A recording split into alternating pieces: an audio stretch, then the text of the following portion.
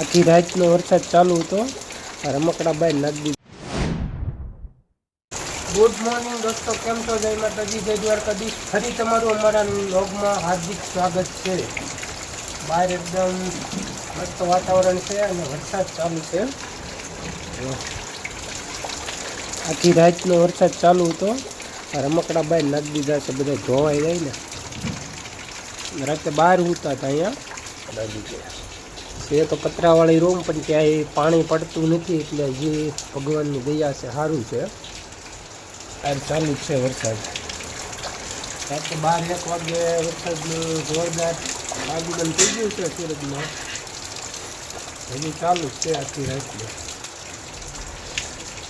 એક પતરું નથી એટલે આયા એના હિસાબે પાણી પડે છે. એ બધું પાણી અંદર આવે છે ઘરમાં.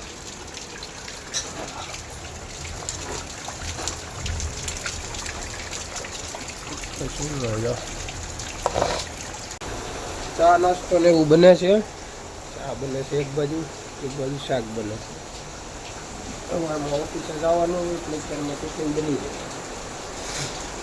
જાય. પાણી અંદર આવે છે.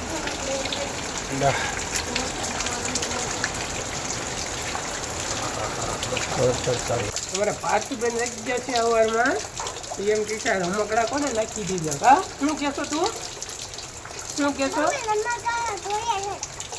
રમકડા ધોવા હાટું નાખી દીધા. તારે ધોવાઈ જાય, નવા થઈ જાય.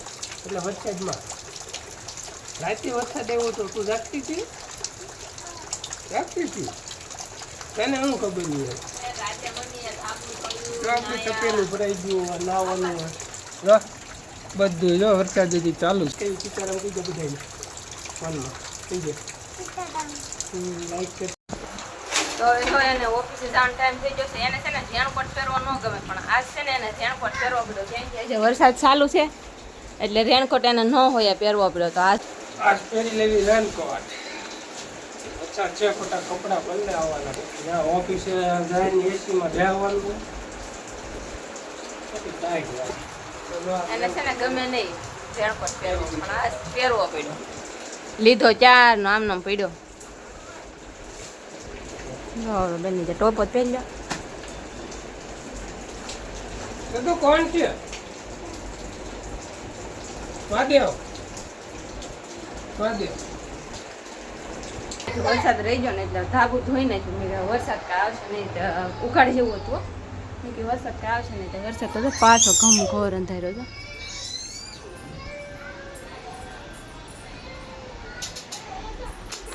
આપણને વરસાદ હવે નહીં આવે.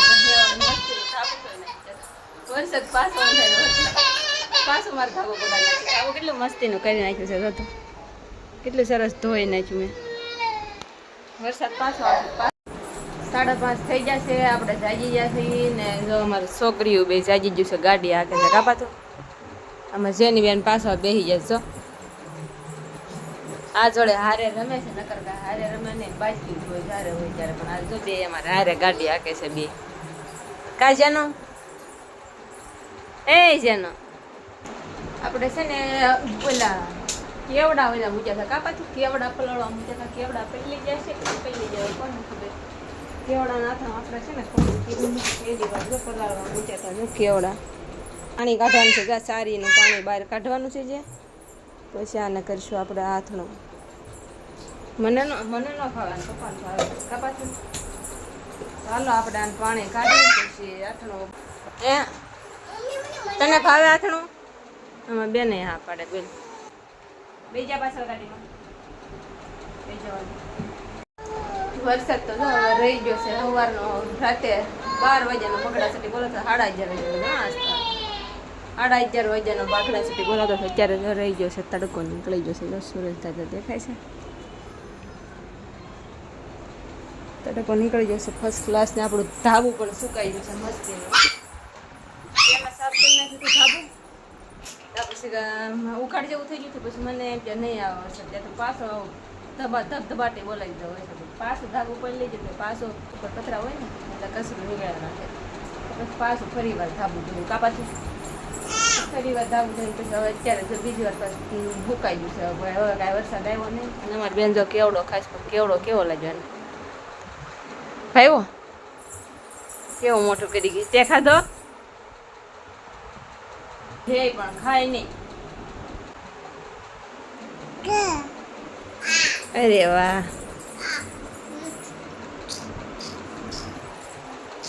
એ કઈ ન ખાધા અને પપ્પાને એકને જ ભાવે પછી કોઈને ન ભાવે કેવડા નાથે પપ્પા એક કરે ખાય બધી કોઈ ન કેરી નાથાનું ખાય છે કેરી નાથાનું જો આપણા ગામડે છે આવી જતું એ પીડ્યું કાપા કેરી નાથવાનું ઘડીક તો છે ને માન હારે રમે મને ને મારા પાછું એના હાલત કેવી કે નાખી ક્યાંક વીંધું પાડી દીધેલું છે ને અવાજ ન કરતી જે અહીં છે હવા ભરવી એવું પાછી હવા બનશે જે હવા નીકળી જાય એ આમાં પાછું એના કામ આવે જો કેવી ઢીંગી કરી નાખી જો આ થોડી વીંધું પાડી દીધી એટલે હવા નથી રહેતી જેમ હવા પૂરું ને એમ પાછળ હવા થતી રહેશે પતાવી દીધી આ એક હાજુ છે અત્યારે